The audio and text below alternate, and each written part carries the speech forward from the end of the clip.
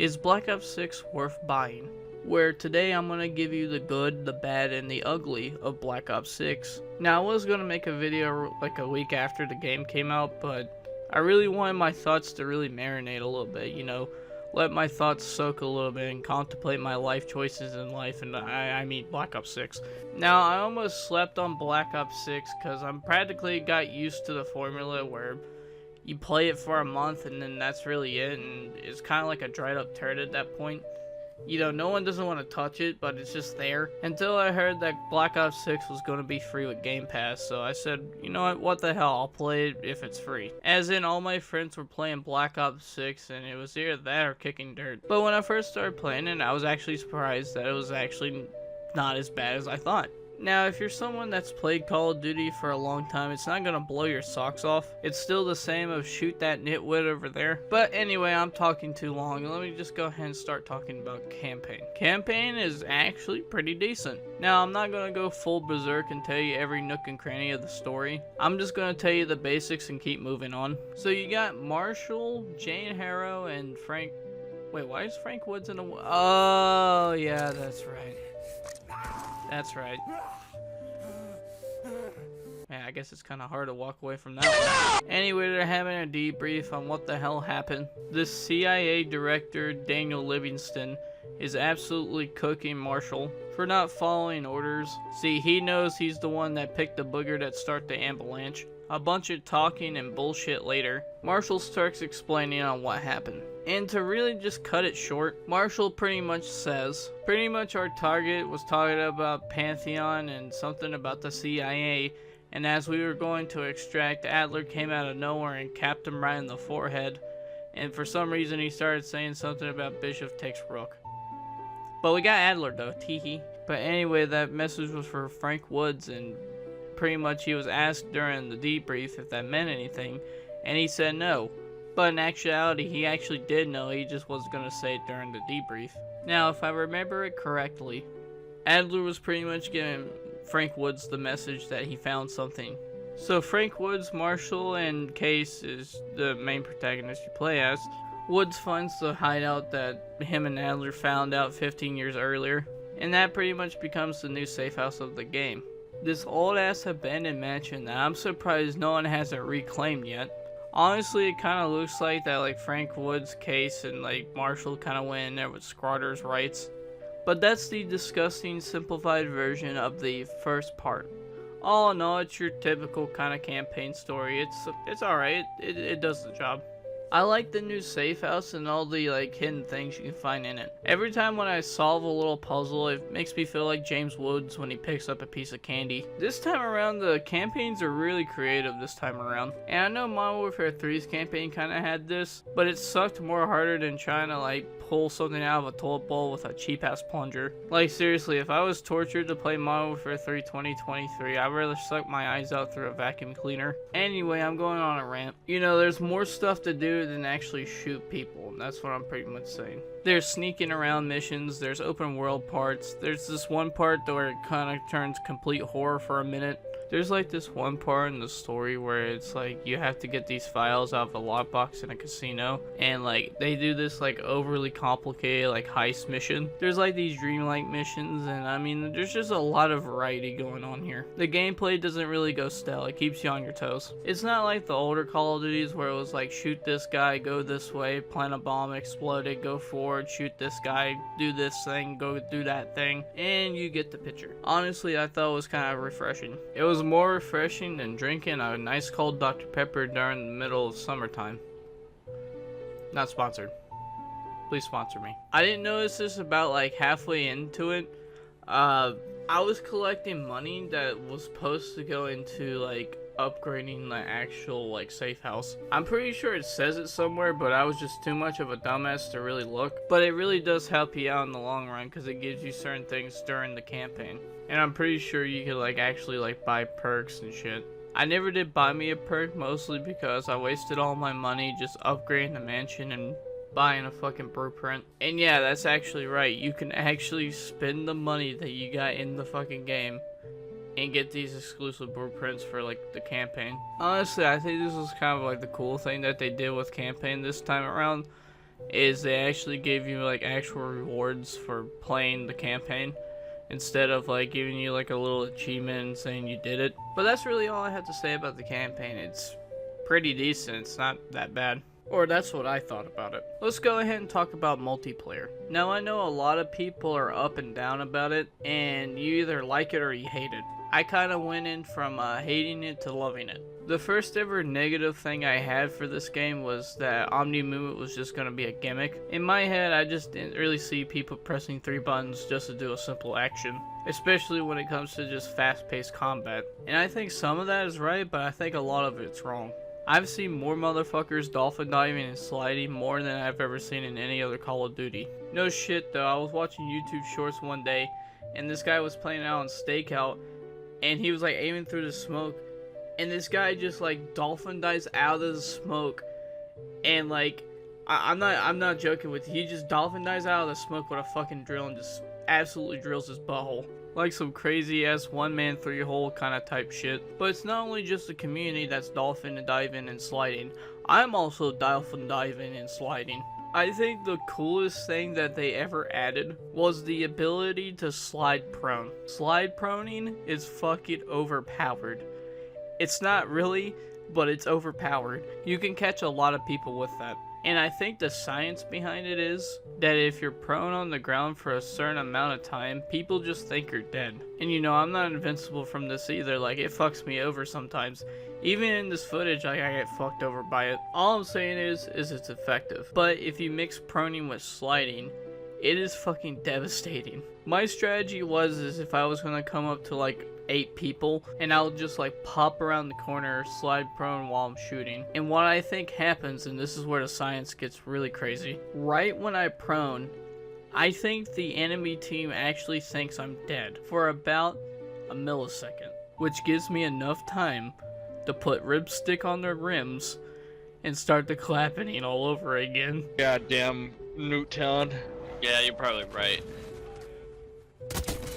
I think this felt like a whole lot worse than space. God damn, Brandon. Is that I'm so hungry?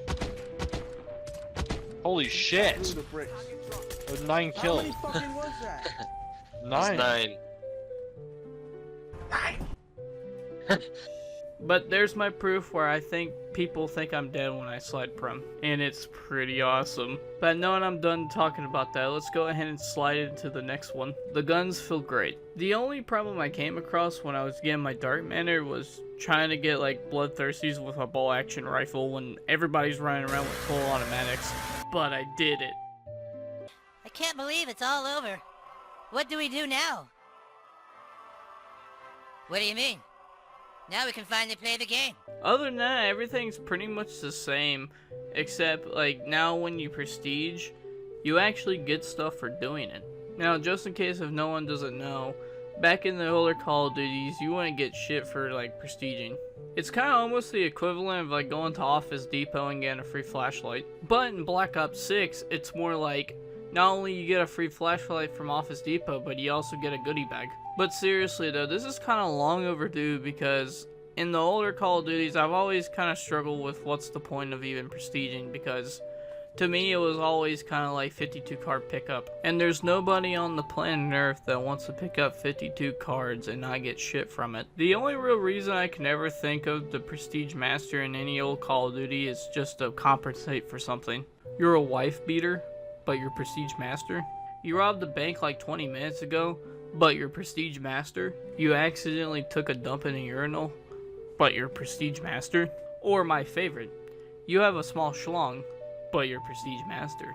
See, I like that last one because it's got like a little hint of Trumo in it. Anyway, another thing I kind of really like about this multiplayer too is they actually added a new mode that I swear it was built for me, which is Smosh Pit 6v6 on strike maps. Which, if you don't know what that is it's practically the smallest map that Call of Duty can ever muster, and it is just non-stop instant chaos all the way through. And I fucking love it. When you load into Stakeout for the very first time, you're gonna get your butt whooped. But once you learn the spawns and you learn where everybody goes, it is such a thrill to go to their spawn and kill 8 people in a rapid succession. It is so fucking fun. And I think this is what multiplayer has been missing for the last decade. Like I said, my recommendation, get on hardcore, get in Mosh Pit, get yourself in a game of Stakeout. That's all you need to do. And you'll have instant fun. But other than that, this has been the best multiplayer that I've played in a hot minute. I think it has that same fast-paced movement from like Modern Warfare 2019, but better. All the guns actually feel really good to use, even the shitty ones. And the tiny-ass strike maps are fucking fun as hell. That's all I gotta say about multiplayer. And now we're going to slide into zombies. Look, I'm sorry that I had to change the song, but I mean, come on, this is iconic zombies music. When it comes to zombies, it's just very different. I mean, it's been like that since like Black Ops 4 because they flipped everything on its head for some weird reason. It just feels a lot more, I don't know what to really put it as. It's like new but classic. New in the fact that you can start off with any gun off the bat. New in the fact that you can start with any operator from the multiplayer. And new to the fact that you can put body armor on instead of the like traditional zombie shield. And classic in the fact that they brought gobble guns back, but it's more balanced. They actually have a set crew this time around. And I don't know, gee, I can't put my finger on it. Maybe it's because they actually brought back round-based zombies. Whoever thought that Call of Duty Zombies doesn't need a round-based mode, they don't know what they're talking about. They're fucking stupid. I mean, seriously, look at what they did to Milo. I mean, seriously, he looks like a Hollow from Dark Souls. My point is that it was a stupid idea that idea ever got conjured in the first place. Anyway, I already knew all the new stuff I talked about was all in Cold War, but still just kind of new to me, so I just brought it in. But the main reason I brought it up is because this is not classic zombies anymore. This is kind of a hybrid between classic zombies and new zombies. And out of all the fucked up batches they made, this one I think is actually cooking. But like I said before, they actually have a set crew now. And the main characters is Weaver, Mackenzie, Dr. Elizabeth, what the fuck did I just say? Elizabeth. Dr. Elizabeth and Maya. It is so much better to hear characters talk about story or to make fun of something instead of a random operator being like, I found a max ammo. I need to reload. Cover me. Huh, ray gun? That's some high tech. In Cold War, it was littered with a bunch of basic dialogue. One of the characters I mainly pick is Maya. And no, it's not that I think this character's hot or anything. It's mainly the fact that she has just an interesting kind of revenge plot going on. But also another key ingredient, her character model has this red vest on. And I cannot stop comparing her to fucking Claire Redfield from Resident Evil 2. I am an absolute fucking nerd for Resident Evil. So yeah, I'm gonna pick the red vest. Sometimes her dialogue can be funny too. There was this one time I was shooting down parasites and she was talking about, you're no match for my mom's slipper. Which I don't think she meant that as a joke because she's from Australia. I mean, have you seen how big the fucking spiders are there? They're fucking huge. Like, I'm not even joking when I say this. Like, I feel like anytime you go into Australia, it's always set to Wumbo. Anyway, as of right now, they only have 3 maps you can choose from. Liberty Falls, Terminus, and the new map, Castle Del Mar. Liberty Falls, to me, just seems like Town 2.0 if it was, like, a little bit brighter and it wasn't blown up. I do like the aesthetic of this one, because instead of being, like I said, like, Town was, like, blown up, this one's more like Outbreak. And, you know, there's a lot of like zombies roaming around and shit, and it looks cool. Terminus is kind of like a traditional Call of Duty Zombies map, but with a couple of new things added. Like the ability that you can get into a boat and go to another island, which is cool and all, but I mean, to be honest with you, there's really no reason to leave the main island. Like, on the other islands, there's really nothing. The only reason I can ever see to leave the main island was to do the Easter egg, maybe complete a SAM trial, and if the mystery box kind of pops over there where the ship is, and that's really it. It might just be me, but it was just like there wasn't really any incentive to really explore these other islands. Other than that, it was a pretty okay map. Castle Del Mar is probably one of my favorite maps by far. I fucking love this map. The atmosphere is so fucking good. This right here really feels like a traditional zombies map. And I'm not even kidding, like even the Easter egg song for this fucking thing hits fucking hard. You got 4 elemental swords, you got the lion sword, you got the vulture sword, you got the dragonfire sword, you got the fucking electric sword. It's just a very traditional zombies map, and I like it. It really does feel like they took the criticism from Liberty Falls and just turned around, cranked it up to 11 on this map. This really does remind me when me and my friends played the Rise and Draco when that game came out in Black Ops 3. The best map I've seen so far. Another thing that they did, which I think is pretty cool, is every time when you beat like the main Easter egg, you actually get like rewards from it, like an actual free skin or a calling card, which I think is pretty cool. They also brought back community challenges, and it's not only for multiplayer, but it's also for zombies too. This game also has augments, which if you research them gives you like these little things that changes the perk a little bit. Like for example, Juggernaut only going up to 250 HP. You could put an augment on that makes it where it goes up to 300 HP. Or you can make like Vulture Raid, like if you get enough crit damage you get more salvage, which salvage is very important to upgrading your gun variant, but that's a very cool augment to have. And you can also do this with your ammo mods and your build upgrades. And I'm gonna say this before we move on to the next thing, but why the fuck do we not have this in Black Ops 4? Like, instead of like removing the whole kitchen sink, you could have just put this shit in. Honestly, I like this. This is pretty cool. The one thing I will say compared to like Cold War zombies and Black Ops 6 zombies, Black Ops 6 zombies is more balanced. It doesn't feel like field upgrades are like overpowered. The gobblegums don't really seem overpowered. It seems like if you're not careful, you're gonna instantly get slapped. Welcome to the family, son. But other than that, zombies seems pretty good. It's not classic zombies. It's kind of like a hybrid of new and old. And so far, I really like the old and new approach. Other than that, I'm pretty much done talking about zombies. I'm gonna take this little bit of time to talk about some of the silliness that I've been hearing from the Call of Duty community about Black Ops 6. The first thing I want to talk about is skill-based damage. When I first heard this, I said that is a silly theory. It makes sense that skill-based matchmaking is in Call of Duty. They're trying to get as much new players as they can, but it's kind of hard to do that when the OG player base has been playing these games since COD 4, War at War, and Black Ops 1 and 2. And also another thing to put the cherry on top, there's people out here that are trying to get good at these games to fucking play in esports. So yeah, they're gonna play extremely sweaty. And then now you have content creators that are like trying to get good clips, so they're sweating too. To me, it's a no-brainer why all these matches nowadays are fucking so sweaty.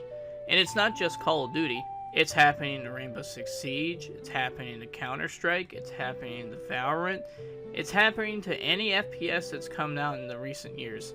I think even XDefiant had this problem, and they claimed that they didn't have SBMM. And another thing about SBMM, everybody's treating it like it's a newfangled technology.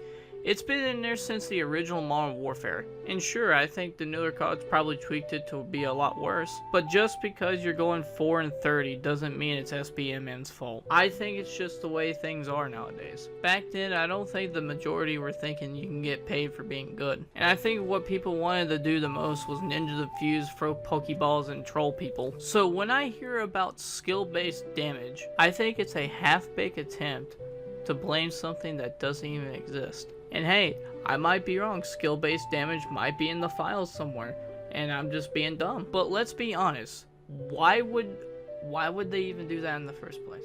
Because let's say a new player comes in, they get good at the game, they get good at it, and then like they get the skill-based damage or whatever. I mean, they're just gonna quit and go to another game.